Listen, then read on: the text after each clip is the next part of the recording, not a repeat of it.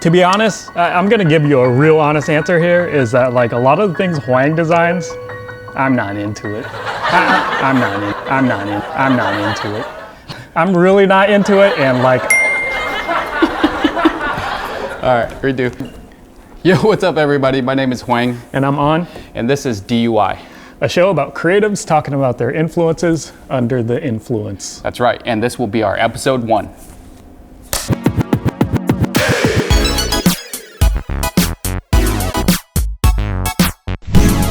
All right.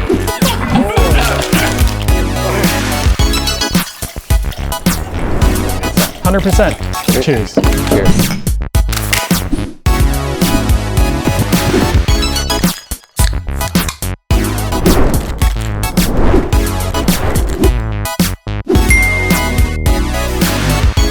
All right. Ready? All right, let's start the show. Cheers. Cheers. We've been drinking before that anyway, so. Oops. I'm a little buzzed. What are we drinking today? I don't know if I could say it. Might get sued. Hopefully we get sponsored. So, some of that brown, this is the... He prefers cognac and ginger, but I accidentally grabbed soda. So we're gonna be drinking a little real well. We're gonna be drinking a little bit of cognac and some soda. But let's cheers to that, and then we'll get into the show. Cheers. So, welcome to episode 1. Episode 1 is about Anh Nguyen. He's the other half of Creative Session, and he's a design director at Playground Global, which is a venture capital here in Palo Alto, California. He's been there about 5 years now, right? Yeah. And he's responsible for everything from industrial design to branding to marketing content and the whole sort of 9-yard as a startup starts to develop their company and their experience. And it's a little bit different from where he started, but we'll get into that as well. An's been all over the Bay. He's been in the game for about 15 years now. What's interesting is he's been in consultancies all his life. So, you know, big companies like One & Co, places like Astro Studios, shout out to them. Love those guys. They've been like big inspirations for us all our careers, and we wouldn't be where we are without them. Yeah. And so without further ado, this is Anh Nguyen. Welcome to the show. We got our man Kris behind the camera. Shout out to Kris. Kris has been working hard with us so another insight is we've shot 3 episodes. Yeah, we have. And there's been a huge learning experience. I've done a lot of filming in the past, but never like this. There's a lot of like technical things that we've had to get through, and you know, like things like audio, things like video. At the first episode, we recorded completely with one mic, totally flopped, muffled behind. One mic between the 3 of us, and it was odd. It was really odd editing it. It was really awesome learning from it too. Also, another thing that we learned was people react differently when they get drunk. Yeah. Some people are angry. Some people are sad. Some people are fun. Yeah. And we didn't. You know, you think about that usually within your circle of friends, but like you don't think about that on a show where you assume people are going to be fun. So that was a big learning experience for us too. So we're going to kick that off. To start it off, I created some cards, and generally the first phase, we want to think about this show as phases, similar to design, right? There's like phase 1, phase 2, phase 3 of design, and usually towards the phase 3 and 4 is usually like the critical moments, right? In sports, it's the 4th quarter, it's a critical moment, and you know, you just like, you're going hard to it, right? Yeah, and I think the first phase here for our show, at least, we're thinking of breaking it into a few small sections, calling it almost past, present, future, to really break down some of the thinking of our guests and really expose who they are and how they think. Yep. And so we created some cards, and these cards tease out some of your history and things that you've done in the past. He hasn't seen this. I've went through the archives and kind of teased out and brought back some old projects. None of it was recent, but like, quick update. We did update our portfolio. It's been like probably 6 years now, 5 years that we've updated anything. So we'll be flashing some of the work up here, as well as some of the work that Anh has been doing and sort of what he's, the things that he's influenced. He's influenced everything from startups to Fortune 100, Fortune 500 companies, and now he's in the venture capital space. So we're going to flash some of that stuff up here on screen just so everyone could get to know a little bit more about On. Yeah, and if you're at home, you want to check out some of the work, it's brothers.design. Yep. That's the website. Brothers.design. Easy to remember. So let's get into it. First set of cards is a trip down memory lane. I've created them in sort of no specific order, but I think they'll just bring back a little bit of things that you've done so we could talk about that and learn a little bit more about you as a designer. So the first card is this. I found this in the archive. This is like probably 07, which is a long time ago, maybe 07, 08. This is kind of crazy to see this. Fuck, I haven't seen it in a while, but... Let me hold this up to see if the cameras... I think this project here, maybe there are like a couple stories that I could tell as or any type of creative. Deep and philosophical in there, what is this though? What is this? So this is, I called it Scentbook, and pretty much you could imagine it's a book of matches that doesn't really strike a flame. When you strike it, a puff of smoke comes out, and it's scented. So you have the apple. Here you see a rainbow, whatever. When you pull a match out, you have the apple scent, or the orange scent, or the grape scent, or the peach scent, or whatever that is. But what I was leading to with that story is that these concepts I used to pop out back then in like 07 to 08. Whenever crazy ideas came to mind, I would just illustrate them real quick and then throw them online. And this was a result of one of them. But what happened was, before the pandemic, even back then, we would always have guests at our house, rotating guests all the time. And I remember specifically walking into the restroom one time after a friend. I'm gonna just say whatever. I could cuss or whatever, right? Like I walked into the restroom after one of my buddies. This is user journey, opportunity, solution. So after one of my buddies, he obviously took a shit.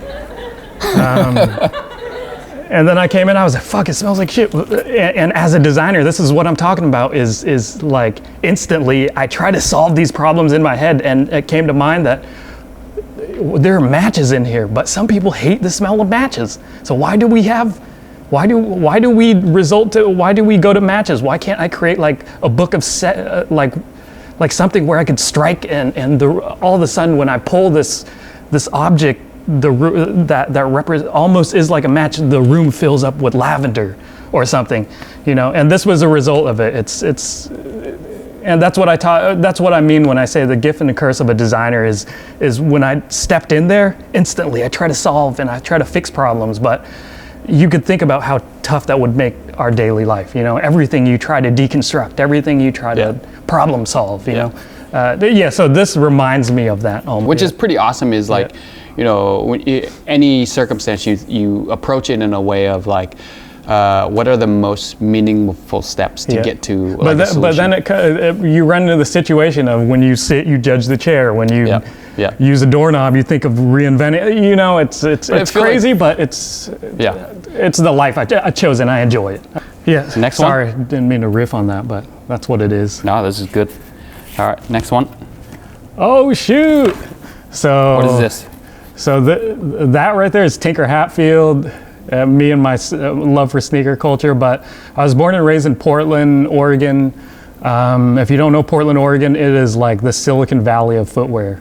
So makes sense. Nike's there, Adidas is there. I think Under Armour is there now. Columbia Sports, Danner's there. So grew up bathing in footwear culture, and I think that's how I was introduced to footwear or industrial design, was for the love of footwear. And right after I finished working on the Nike Field Band and a few of the GPS watches, I was in Portland at a Nike, this is gonna date me a little bit, but I was at a Nike Flyknit launch, and I ran into Tinker, and I spoke to him for a little bit, and he's like, who the fuck are you? And I was like, shit, dude, I'm just a fan. And then I had to do the fucking shitty the project drop where I was like, hey, I just worked on these with Nike. And then he's like, oh, really? And then he stood there, and I was like, all right, well, I'll take a photo with you. At that time, it was like Field Band, right? Yeah, but all around just crazy moment, you know, like a kid meeting his idol. Yeah. So that's that. Yeah. Yeah, this photo is super iconic crazy. because you think about it, at that time, the field band in those days was huge.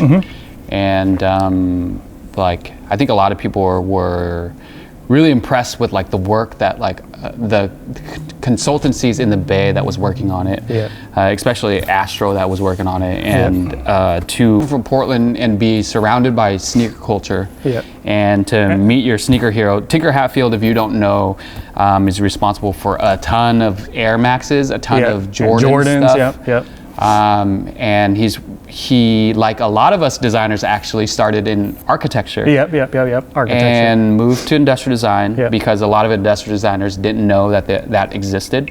And from that, there's just, he's one of the first few that like paved that path for us. So like this whole slide like is industrial iconic design without knowing industrial design. Yep. You know, this is a crazy Next moment. one.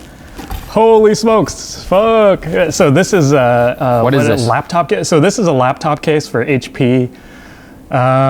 So there was a design competition that came out, and this was the young hustler in me, where this was a long time early ago. creative session. This is early creative college. session. Super hustle, where HP had a design competition for laptop cases, and here's the loophole: is that you can submit as many design entries as you choose. So I was like, fuck it, I'm gonna fucking design for a long time and come up with a bunch of concepts. So I went home and I designed like 6 or 7 or 8 laptop cases, submit all of them. And next thing you know, they hit me up. To backtrack a little bit, it was a Project Runway collaboration with HP. I submitted all of those, and I ended up winning 2 or 3 laptops. I think it was off 3. Of that. Yeah, I won three prizes. Yeah. It was with crazy. 3 entries. So Project Runway is like the start of one of those reality TV shows around design competition and fashion, and they did a collaboration with HP, and at that time On submitted a bunch. Yeah, it was like maybe like 6 or 6 or something. It was 6 or 7. 6 or 7, but I remember distinctly because we're like in college, and they emailed us. We screen captured it here, hi On, and they sent us 3. It was like it was 3 laptops. HPNV at the time, and we're like, holy fuck, you could do this with design. And I eBayed all of them. I was like a hungry college student. Oh shit! All right, cash. When we get further in this section, he's not hungry anymore. We'll talk about that. Come on. I am. All right, so hungry. Next slide. Stay hungry. This is good. Stay This hungry, is good. Stay humble. Stay hungry. Stay yeah, humble. stay hungry, stay humble, everyone. I think what's great is ID opens a lot of doors. Yeah, it does. It's crazy how much access you get. So it does, and next it one. really does. Holy What's smokes. this? So back then, man, this is super memory lane. But so back then there used to be these shows that would move from city to city called Cut and Paste, where they would do live design battles on stage with the top 5 or 6 designers from that specific city. And me, I'm super introverted, kind of a shy guy, would never put myself out there into a situation such as this, and I would never apply. But 3 days before the competition happened, the SF design battle happened, the CEO of this company hit me up and was saying that someone backed out of the competition, so can I fill in the spot? And I was like, fuck, man. Why would I do this? Why would I do it? But let's just fucking do it. But some of my team members at Astro also encouraged me, so I was like, all right, let's fucking do it.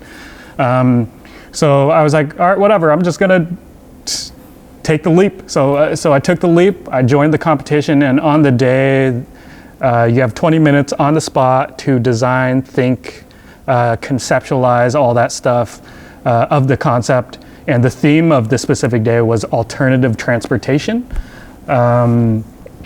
And they said, give it a spin. And how would you treat alternative transportation as a product designer? So to me, I made a magic carpet And if you look at the surfacing of the carpet, it almost flows and represents like a roadster or a car, like a really speedy, sexy car. And to me, it was almost making fun of the topic of alternative transportation, and almost saying that like us as designers, we have the power and the capabilities to define what cool and what sexy is. And for back then, it was just the thought of like, why do we need gas guzzling crazy cars? Like, why can't we make cool things that could be efficient, like electric cars these days? Or as designers, create cool things that replace these cars. So I made the magic carpet and told that story. And luckily, I won that design competition, and they sent me to New York to design battle with like a worldwide. It's worldwide set. Group. Yeah. So I remember it was all over Tokyo. It's like Spain, people from all over the world. Yeah. But crazy. You think of it as like a live rap battle, right? Yeah, like almost. It's super almost intimidating. Full audience, full house. Yeah. Everyone's drinking, hanging out. It's at a not necessarily a bar, but a good venue. Yeah. Lots of drink happening, but also like a full screen up on the projection screen up on the wall, and like designers have like, you know, a certain amount of time. And you got to design live, and it becomes like super intimidating for everyone. It's kind of like our show, right? Because we're gonna have to try to design live today. We'll see. But I think what's great here is we don't see much of this anymore today, right? Like it's pitting designers against designers and kind of having them battle. I mean, we do see that on Instagram of like, weekly design challenges or things like that, which is still awesome. Yep. Yeah. All right. So next one. Oh shoot. Last one. Oh shoot. So fuck. Damn, this is straight crazy. So what you're seeing here, I should have been explaining the board to begin with, but what you're seeing here is a post from Audi of sketches that I did at the house. They're posted on Audi's Instagram, and what you're seeing in the back here to the left is tags, pretty much like name tags and key cards to the Audi launch event. When they first launched the Audi A3. It's probably the first time we got VIP access to some of that. And then the right here is us at the event holding the screen that we created. So what happened was, this was like the early days of social media when I was super active. I used to sketch all through college. I would sketch cars, shoes all day, all the time. And I used to tweet companies. So I was tweeting Beamer, BMW, and they responded. I was tweeting Audi, and they responded. And I love Audis. I never owned one, but I just love their styling and their aggressive aesthetic. So I would always, it's just the front grille. So I would always sketch them over and over and over, and kept tagging them. And eventually they responded, and they reached out for a collaboration project with Twitter. What did they say here? Read it out loud. If this is just a doodle, imagine a full drawing. Now that's impressive. Thanks, Creative Session.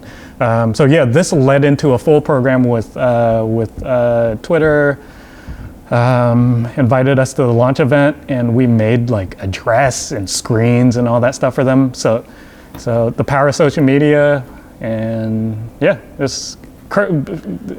it was just a crazy time, super crazy time. Yeah, I think it was just around like, how do we influence around the same category, and like, you know, like this got picked up. This was like really early days too, when we were, you know, just starting out as designers, and we're just trying to connect with community. And what's really fun is like something as small as like tagging companies and like connecting with community could lead to something as big as like a, you know, it was like the Audi A3 e-tron event, so their first electric car release, and they invited us to come present sketches, but also design a dress. He's underplaying it, but it was a pretty big deal. We met like some pretty high executives, and they put us in LA, and that was a pretty interesting experience, considering, you know, two Portland kids coming from, you know, immigrant parents, first generation, where we're like, what? This is what design life is so it was like really interesting. The leverage that your creativity, if you really stand behind it, gives you. Cheers. I think. Cheers to that. Oof, I went straight in. Oh my God. Oof. We should talk a little bit about upbringing and sort of contextualize where you came from. And then, more importantly, I want to talk a little bit, touch base about like college and creative session and the format of that, and then how that evolved. So we were raised in shoe culture, and I think when you're a young designer, you chase a lot of like hype beast vanity projects. You know, like, oh, what's the coolest projects? I want to hop on that. Yeah. I want to work on the biggest brands, the coolest brands. This is straight out of college, or are you just I think as a young designer in general, like when you're going to school or as any creative, even if you didn't go to school, it's always a dream to really work with the biggest brands, you know, like work on things that are relevant, that are cool. I think that maybe I'm jumping too deep into the future here, but I think creative session, we started that in college. And we started in college to really explore ideas and really collaborate with our friends to just do whatever the hell we choose. Yeah. And I think a lot of people fell off and kind of came and went, but we consistently tried to hold on to this because almost to me, during our professional careers, we still today we still work on creative session stuff, right? It's on the side, although like we might be quiet about it sometimes, but it's a constantly moving machine. Yeah, I mean, this is creative session. Yeah, this is creative session. But really, in school, it was a way to express ourselves. But what I've been thinking about recently a lot is that, like, especially with COVID going on, is that like life is too short and fragile. You know what I mean? Right. And like sometimes we take design a bit too seriously. Yeah. Where like we silo ourselves into little silos of constraints, you know, like I'm an industrial designer, I'm only gonna do industrial design, or I'm a graphic designer, I'm only gonna do graphic. Right. I'm an architect, I'm only gonna do architect, you know what I mean? Right. And like creative session for me throughout my professional career has been like giving myself permission to do creative shit outside of the day job, you know? Right. Like if Nike comes along, or if like Samsung comes along, they'll be like, hey, design under these constraints, and this is your job, you do this, this, and this. But with creative session, it has always been like, hey, I choose to do this, I'm gonna try, and if I fail, it's on me. Yeah. It's on me and you. It's like, we're gonna trial and error and learn and have that platform to test. Creative session was super literal. It's like, we just want to do a creative session with someone. Yeah. And whatever that session is, we'll post it on a website or a blog or something, and that evolves into whatever it is. You know, like that's probably your first taste of like reliability and people and collaborating sort of collaboration with real people and roles and responsibilities and contribution and the real taste of work life, you know, or like conviction projects, you know. It's like I'll work on this if I really feel strongly about it, or not, then I won't.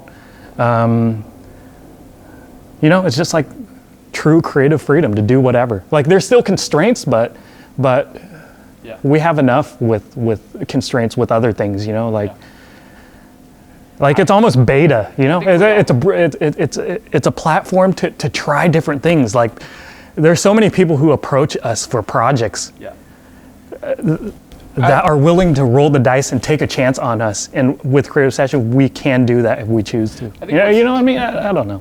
Well, you said it one time, right? Like creative session is about like unlimited freedom of creativity. Because our day jobs have a lot of limitations and constraints. And do you feel like it's still true today? Is it always gonna be true? It's weird to talk about it like that because design without constraint is just art, you know? And like, it's a good line, yeah. And not that art is a bad thing. Yeah. Like we grew up drawing, and we grew up purely, still today, driven purely by the emotional side of art or of design, which is art. I think every phase or however you grow as a designer, the rules always change. You know, like what you mentioned earlier was that like, hey, you used to not be able to be picky. That's true. We used to work on everything. 100%. We pick up everything. Yeah. and I've been mentoring students these days, and they're all paranoid. They're all super scared, and rightfully so. Yeah. Right? You're graduating and you're entering the job market during a pandemic. Yeah.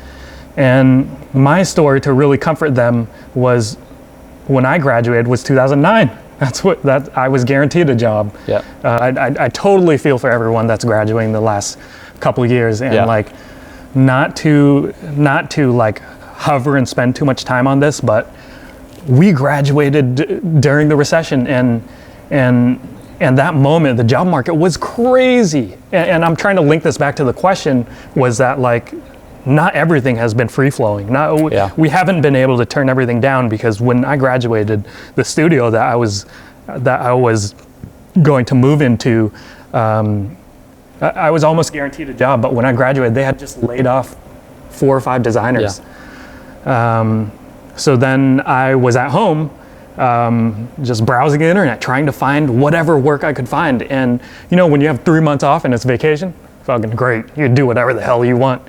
But then when you have 3 months off, not knowing that there's a future before you, and loans are knocking at the door, you start stressing. So what I had to do was, back then there wasn't IG yet, I started applying for jobs on Craigslist, like design jobs, Photoshop jobs, graphic design jobs, whatever I could find. And I started applying for like porno ads of like, can you just edit photos for us? Anything creative related, like just edit photos for us or whatever. Like that would have been an interesting story right now, but they never reached back out. But it got to that point where I was so desperate, I was applying to everything. And early on in your career, you just have to do those things. But then fast forward nowadays, further on in our career, something that I try to practice now is a lot of people reach out to us. A lot of people try to collaborate, and a lot of people try to work. My answer often is no, but it's a no for now. Like if you don't have the capabilities, or if you're not in the right mind state, it's okay to say no and turn things down, because it's better to turn things down than to ruin that relationship. You don't get a second chance at a first impression. So it's better to just say no now and wait for the right time in the future. We always try to say that to our companies at Playground today, is like when we work with startups and we work on branding or marketing material, we always say like, you only have one chance to have a first impression. I think that's really strong. That's for you. And here's a random example, but when we were younger, we had a contract with Costco where they were just handing us projects, thousands. I forgot about that. They were just handing us projects, but at that time, honestly, we weren't ready for that opportunity. We should have said no, because we took it on, and it got to a point where we were just overloaded and weren't ready for it, and the relationship was just burnt. But if we said no for now, we would have kept that bridge, I think, instead of burning it. Like that was a good example, crazy, steady stream of income and a solid client that we burnt because we took it on when we weren't ready. You know, as designers, even with our website or even with our portfolio or how we show ourselves socially, is that it's all perfect, and there's some flaw here. Is like, I think it's okay to trip and fall and have anxiety and have those pressures, but you know, you always will pick yourself back up and get to a place where you want to be. It'll always be okay. Just you know, it's a long career. You know, like continue to be dedicated to what you are passionate about.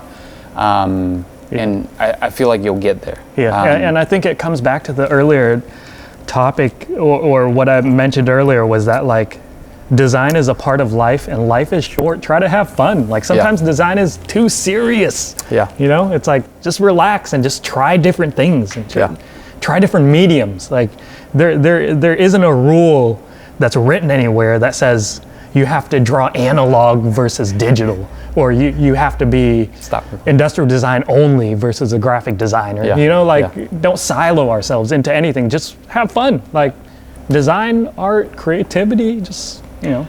I think what's on But point. don't be responsible about it, though, right? Like do your due diligence, study the greats, read the books. Like, Yeah, 100%.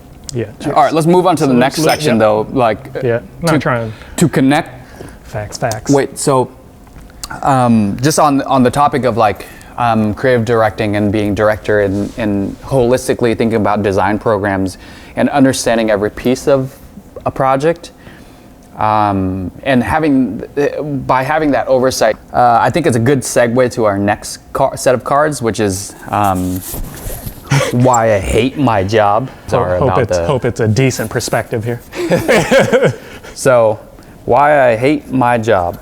And I think a lot of designers could relate to this because, like, it's just like the territory. Yeah, I mean, the thing, though, really is that, like, try to love your job because there's going to be shitty moments. Like, there's always shitty moments. And, like, you just have more patience with the things that you love a little bit more. Yep. So this is on process. Like I said, it's going to start a little bit easy and slow. This is easy. So on your design process, today, do you feel like following trends or do you feel like following your own heart? I think always follow intuition. Trends are created from intuition. And if you're following trends, you're following someone else's trends. Like, if you follow your heart is going to create the trends for other people to follow. I personally feel that way. Like, if you're going to follow trends, you might regret that trend. It might be too late. It's already out. Like, use your own conviction, use your own intuition to create what's next. Like, we might not know what's next, but what's next exists around us, all around the world. We just, as creatives, we are the ones who are curating that palette that's next. Yep. Evolution, revolution. That's it. Cheers. Cheers on that. Good answer. All right, next one. What about this guy? Would you rather have a great pay or shit job, or shit pay and great job? Or see all the above. Some days you want great pay with a shit job. I see shit pay with a great job. No, you only get one choice. You gotta choose one. Your status today, who you are as a designer.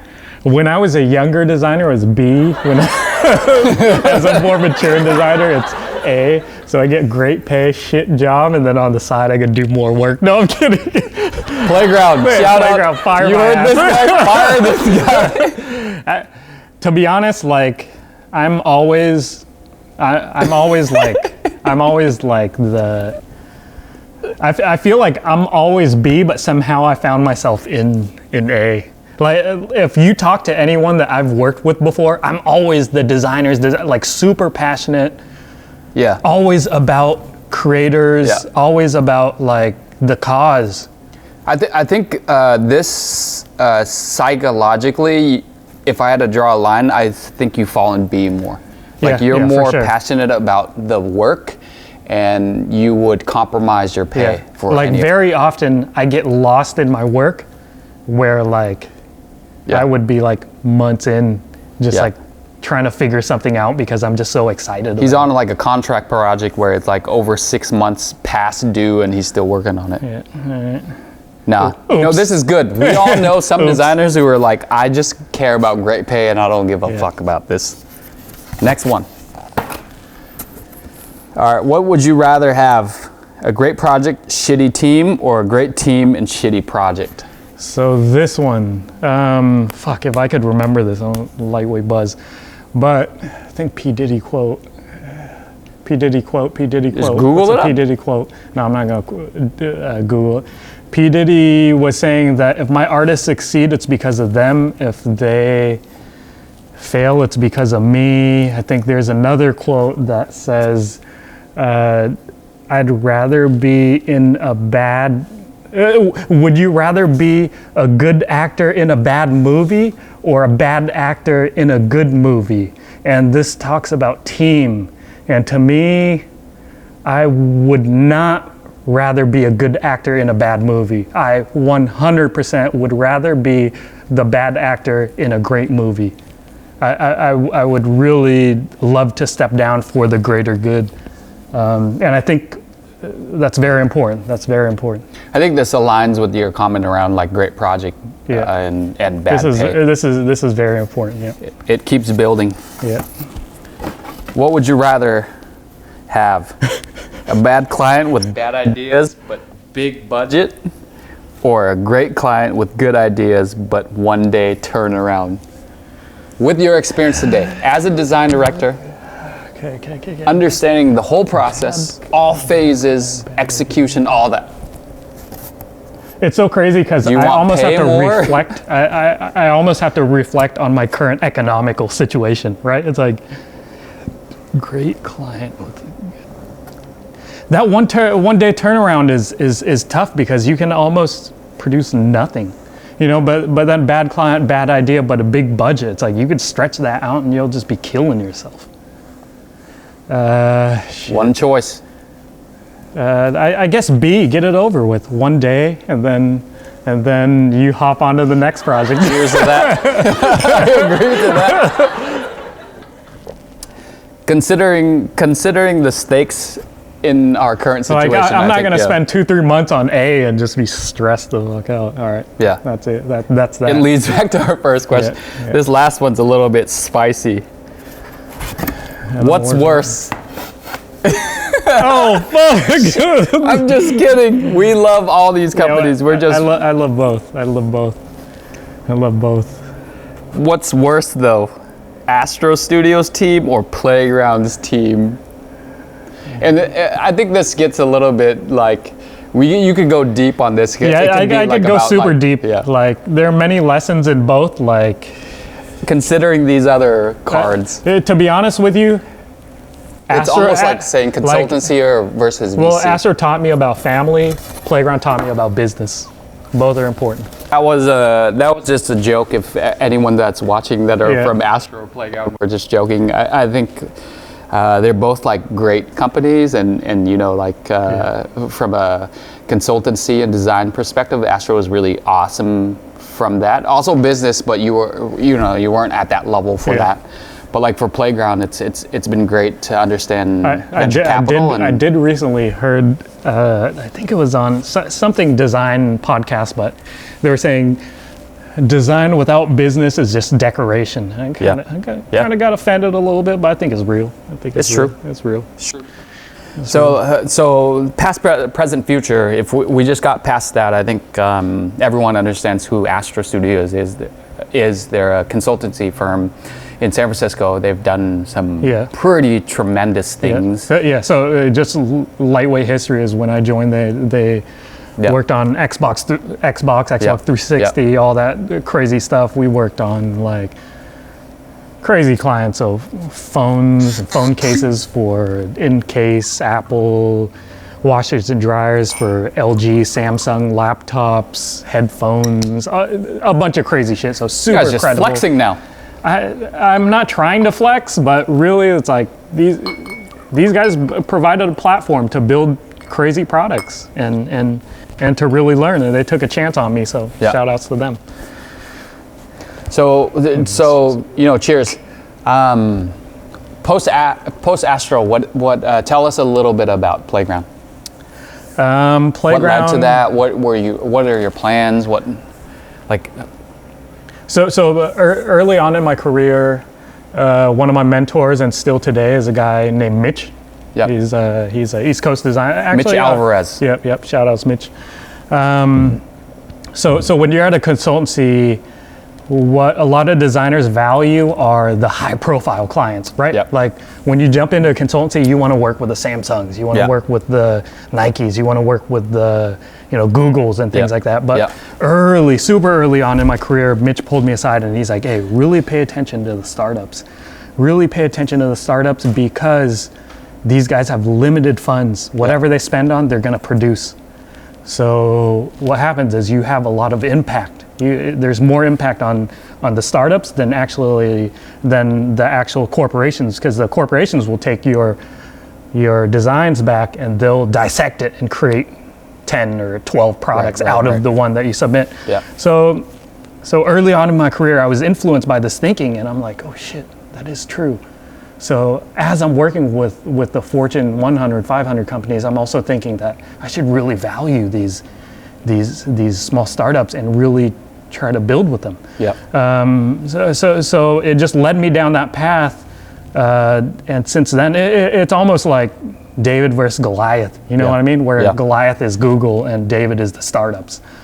Not to talk shit about anybody or the larger companies or the smaller companies, but really it's like figuring out what is comfortable for you and what type of fight you would like to fight, and where you can make the most impact to yourself. Yeah. To yourself. Yeah. And to me, it was the startups. And I remember specifically, this was maybe like 10 years ago, where there would be startups that come in, and there was this one company specifically where it was like, you know, the rub-on tattoos. I've talked about that. Yeah. Where like there's this company that came in with rub-on tattoos that you get from the quarter machines, where they rubbed it on, and on your phone you can see what's coming out of your sweat. Yep. So like your perspiration level of like, am I healthy? Am I not? Am I working out enough? Am I not? And to me, that blew my mind. Yeah. I was like, this is fringe technology. This is like, this is outliers. Like, this is an outlier. Yeah. Like, this is something that like I haven't seen before, and it truly got me excited. And fast forward today, so I'm at Playground Global, and to those of you who don't know what Playground is Playground is a $1 billion fund that invest in startups on what we like to say is like we invest in improbable to impossible ideas. I think that's a great tagline. We started at 900 million. Yeah. And not to say that's a small fund, but you know, for us as first gen Vietnamese designer, when they're like, hey, you should come design for us at Playground, and we have 900 million to play with. Yeah. We're like, what? Like, what the fuck? Like, what the fuck? But that just led me down the path of leaving consultancy to a VC fund. And these days, we're almost like venture designers, you know? And to me, like if you've worked with startups, investment banker, you say investment designer. Yeah, investment designers. And to us is every startup has a story, right? Yeah. And like every story that isn't told right will be heard wrong. Yep. 100%. Like 100%. Cheers. Cheers. I think that's a great fucking line. And really, if you think about it, and if you distill it down, as designers, and this is the siloing part that I was speaking about. It's like when we joined Playground, we were industrial designers. Yeah. But today we are design directors, because we understand the value of storytelling and the value of just creativity that we could bring to the landscape of like, you know, like I could spend my days industrial designing and design your product, but then it fails because no one hears it right. Yeah. You know, like no one perceives it right, or no one gets the true story. Yeah. So what we really need to specialize in is everything, the whole palette, the branding aspect, the marketing aspect, the product aspect, the graphic aspect, the whole storytelling. To be clear, you know, let's be fair. I think at every level, there's a need for every level. The junior, the senior, the director. And I think you're speaking on like a director level, right? Like, and I think it's so weird for me to be here today talking about this. It's super valid to say that. And as like, you know, like if our audience have, you know, younger designers who are just saying like, I'm just trying to place in the industry, or I'm just trying to be, you know, I just want to get a job, or like our senior designers who are like, okay, where do I go next? What On's pointing out is great, because like traditionally there's a consultancy and there's in-house, you know, like the Googles and the Apples. And there isn't a right or a wrong answer. There isn't. This is just my path. And now there's this VC path. Yeah, that's the crazy thing. And you know, we never imagined ourselves, you know, like, you know, 3 or 4 or 5 years ago being in this place. And wearing many hats. Yeah, what you're pointing out is like some days you wear so many hats that you're designing pitch decks and designing branding and designing websites and designing industrial design. Yeah, but it comes down to. But if you're a designer out there that's looking for that, like this is the model, right? This is the model that you're looking at, maybe, right? This is the type of person you're looking at, and it's there, and it's available. So develop that. Yeah, I think to me, to really close that section is really like creative session is the now, where we have the 1 to 5 year scope, where we're high conviction projects right now. Yeah. Playground is the 5, 10, 20 years out, where we will affect life and evolution in a major way. Yeah. I think that's awesome. That's a great way to put it. It's shifting paradigms. Yeah, paradigm shift. All right, we're gonna move to the next section. And so before the episode, I wrote on social media. I wrote filming a special DUI episode tonight. The guest will be my brother. Do you have design questions or just general questions? Yep. And let me just shout out to all the people who just like threw out some dirty ass questions, or like people who just like it's probably Hector. Totally ignore. Yeah, it's probably Hector. Yeah, it's pretty Hector. It is Hector. A part of it is Hector. But for people who ask genuine questions, and like there's a couple themes that came up, right? Is like one is like what's it like to work together? The other question is, okay, so Clem said specifically, yo B, how is it you're back carrying Huang for so long? And like general question is, a lot of people said that just like to take a stab at me. I know, maybe not, maybe I've just been carried for a long time, but like that's one general question. And the other is just like, you're a source of inspiration, like especially as a designer who is more thoughtful. Okay, if we didn't clarify this in the beginning, I'm very like shoot from the hip, like let me grab my drink, I left it over there. But I'm very like impulsive, and On's very thoughtful. And like shout out to Kris, he's gonna bring it over. I'm very like impulsive, and On's more thoughtful, and he thinks about like projects and execution, versus I'm just always like idea, fucking execute, go. Yeah. What's it like carrying me? What's it like carrying me throughout my career? Let me see. Fuck, my back hurts. My back really hurts. To be honest, I think like we're almost like yin and yang. Like people who cheers to that. People who really, yes, it's. To be honest, I'm gonna give you a real honest answer here, is that like a lot of the things Huang designs, I'm not into it. I'm really not into it, and like I'm pretty sure he's not into the shit that I designed, but to be honest, that's where the balance happens. You know, like for a good, healthy design relationship, people have to be questioning one another. You know what I mean? Like, holy shit! Hey, real talk though. Real talk though. Like,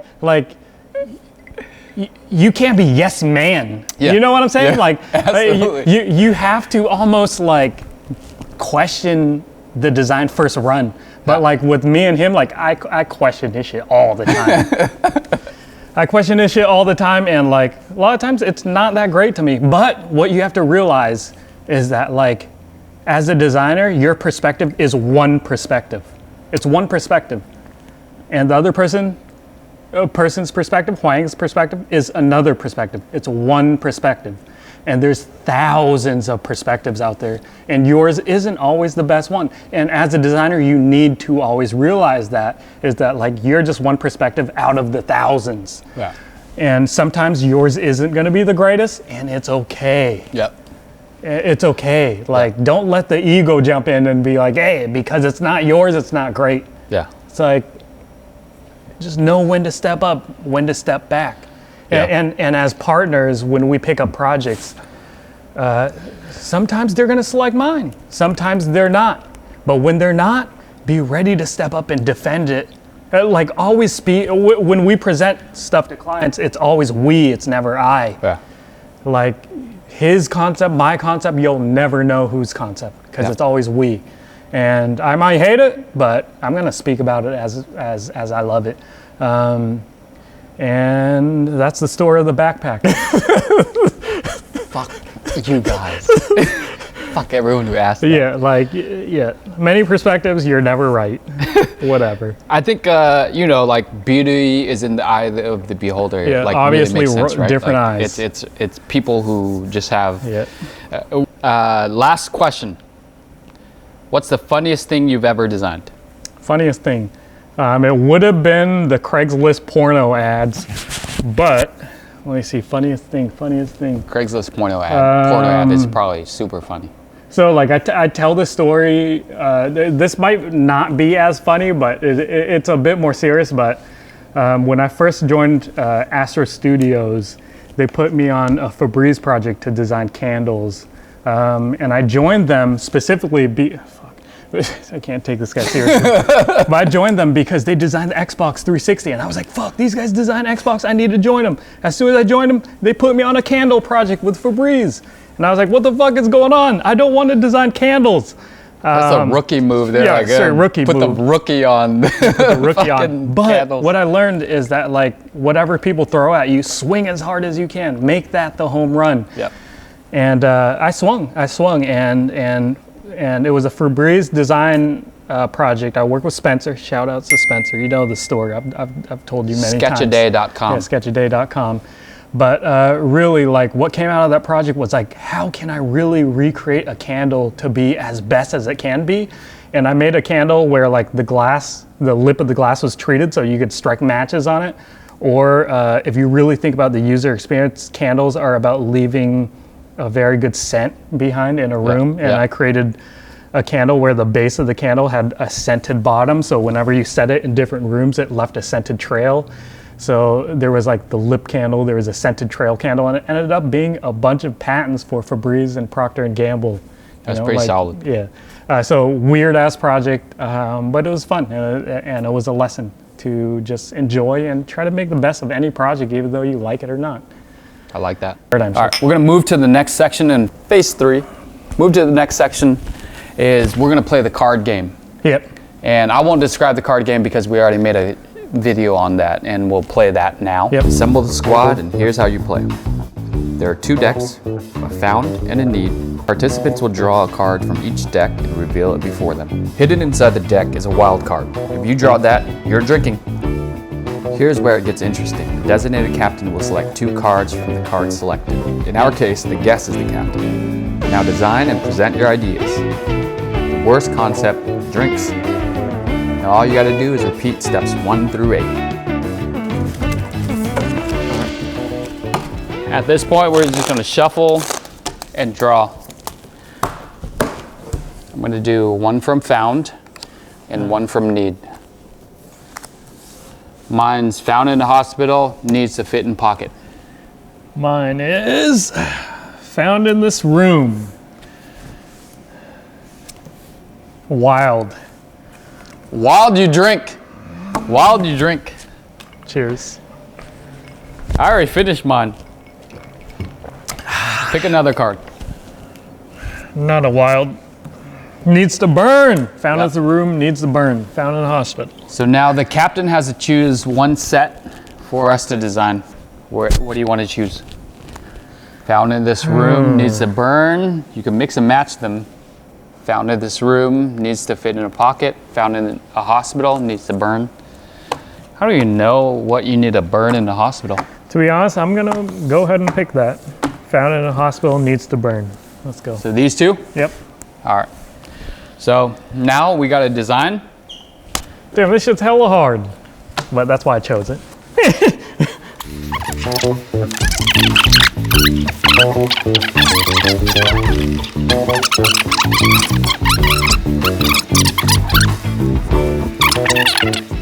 A few minutes later.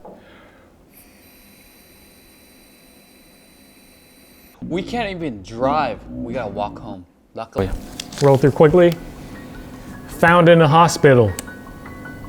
Bam. Needs to burn. My ideas. I have a few ideas. Furniture.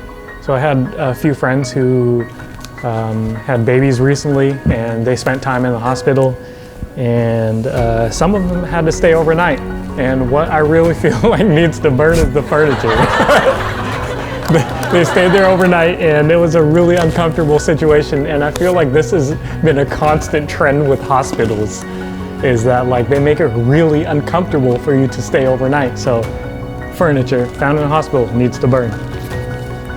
And let me remind you, it doesn't have to be great. It just has to talk about you. I'm fucked up. It just has to talk about your level of thinking and sort of like your design process. Scalpel with heat.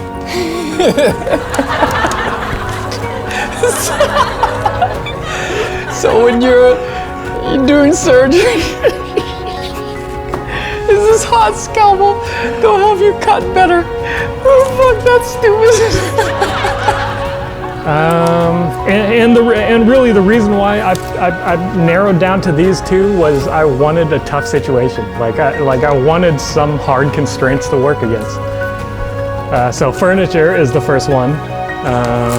The second one would be some type of brick oven where you can burn the bills and the food. Because I hate hospital bills and I'm not sure if I like the food. A coma tan bed. Sometimes when you're in a coma for too long, you start to get pale. My guy, you need to get a little bit more tan. What better than a coma tan bed? And maybe the third one is this confession booth type of situation where you come in, and I think like hospitals are about delivering the toughest news.